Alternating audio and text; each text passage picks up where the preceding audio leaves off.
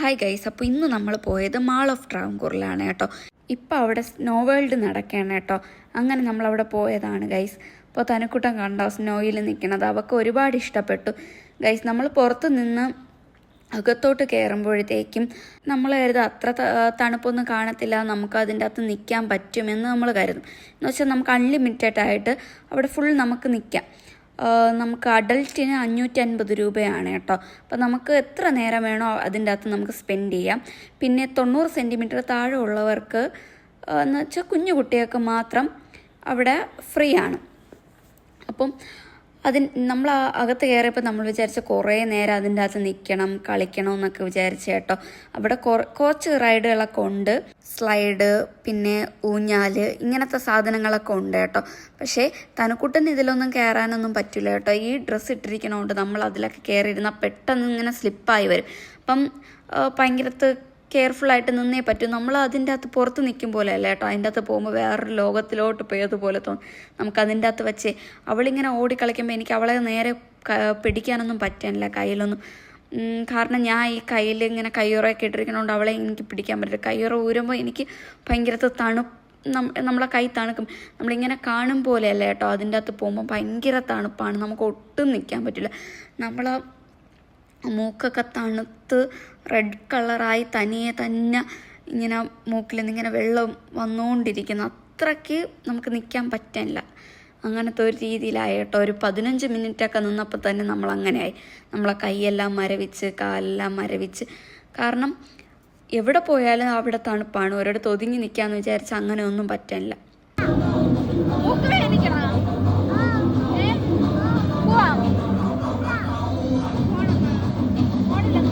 Guys, എനിക്കതിൻ്റെ അകത്ത് ഒട്ടും നിൽക്കാൻ പറ്റാതായപ്പോൾ ഞാൻ തനുക്കുട്ടൻ്റെ അടുത്ത് ചോദിച്ചു, തനുക്കുട്ടൻ നമുക്ക് പോകാമോ, നന്നായിട്ട് തണുക്കണില്ലേ എന്നൊക്കെ തനുക്കുട്ടനോട് ചോദിക്കാൻ.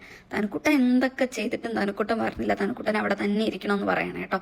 അപ്പോഴും അതിനുശേഷം നമുക്ക് ചെറിയ DJ പോലത്തെയൊക്കെ ലൈറ്റൊക്കെ വെച്ച് പാട്ടൊക്കെ ഇട്ടോന്ന് കേട്ടോ. അപ്പം നല്ല രസമായിരുന്നു അതിൻ്റെ അകത്ത്. പക്ഷേ ഈ തണുപ്പ് കൊണ്ട് നമുക്ക് ഇതൊന്നും സത്യം പറഞ്ഞാൽ കൂടുതലായിട്ട് എൻജോയ് ചെയ്യാനൊന്നും നമുക്ക് പറ്റൂല. എവിടെ പോയാലും തണുപ്പ്. നമ്മൾ മുകളിലോട്ട് കുറച്ചിങ്ങനെ സ്റ്റെപ്പൊക്കെ കയറി പോകുന്നിടത്തൊക്കെ ഉണ്ട്. അവിടെയൊക്കെ നമുക്ക് സൂക്ഷിച്ച് പോയില്ലെങ്കിൽ അതും നമ്മൾ വഴുതി വീഴാനൊക്കെ ഉള്ള ചാൻസ് ഉണ്ട് കേട്ടോ. അപ്പോൾ അവിടെ നമ്മൾ വെളിയിലോട്ട് ഇറങ്ങി. ഗൈസ്, അടുത്ത് നമ്മൾ പോയത് കുഞ്ഞു കുട്ടിയൊക്കെ കളിക്കാൻ വേണ്ടിയുള്ള സ്ഥലത്താണ് കേട്ടോ.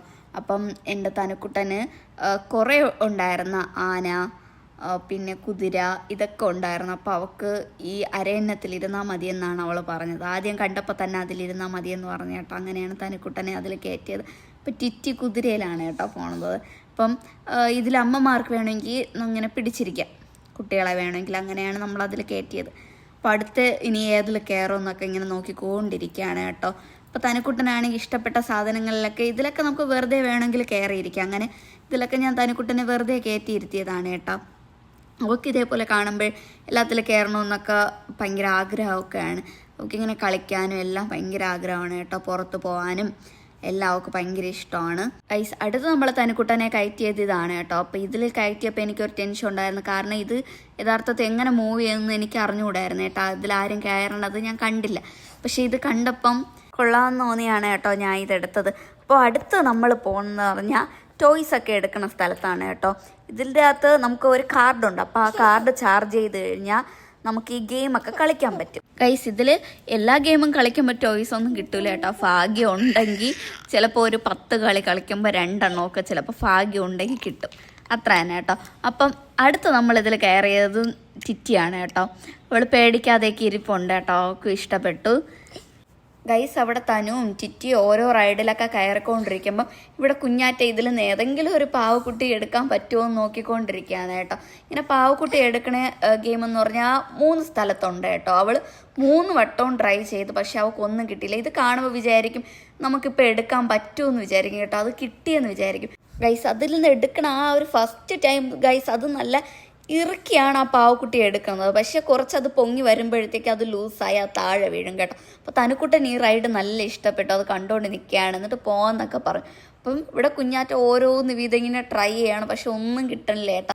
ഗൈസ്, അതിൻ്റെ അകത്തുള്ള പാവക്കുട്ടിയൊക്കെ കണ്ട് എടുക്കാൻ തോന്നും ഗൈസ്. കാരണം നല്ല ക്യൂട്ടായിട്ടുള്ള പാവക്കുട്ടിയാണ് അതിൻ്റെ അകത്ത് ഫുള്ളുള്ളത്. അടുത്ത് നമ്മൾ കയറിയത് ഈ ബൈക്കിലാണ് കേട്ടോ ഗൈസ്. തനുക്കുട്ട ഇതിൽ ഗെയിം കളിക്കണതല്ല, വെറുതെ ഇരിക്കുകയാണ് കേട്ടോ ഇപ്പം. അപ്പം അടുത്ത് നമ്മൾ ടിറ്റിയും കൂടെ വന്നിട്ടുണ്ട് കേട്ടോ. അപ്പം ടിറ്റിയായിട്ട് ഒരുമിച്ചിരുന്ന് ഗെയിം കളിക്കാൻ പോവുകയാണ് തനുക്കുട്ട.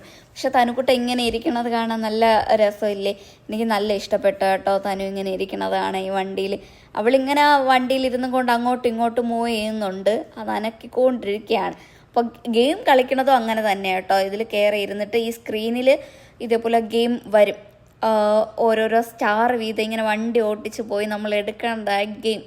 നമ്മളിങ്ങനെ വണ്ടി ഓട്ടിച്ച് പോവും, അപ്പം ഓരോരോ സ്റ്റാറൊക്കെ ഇങ്ങനെ വരും, അപ്പോൾ അത് എടുക്കുന്നതാണ് കേട്ടോ ഗെയിം. അതേപോലെ തന്നെ ഈ വണ്ടി നമ്മളിങ്ങനെ മൂവ് ചെയ്തുകൊണ്ടിരിക്കണം, അതാണ് ഗെയിം.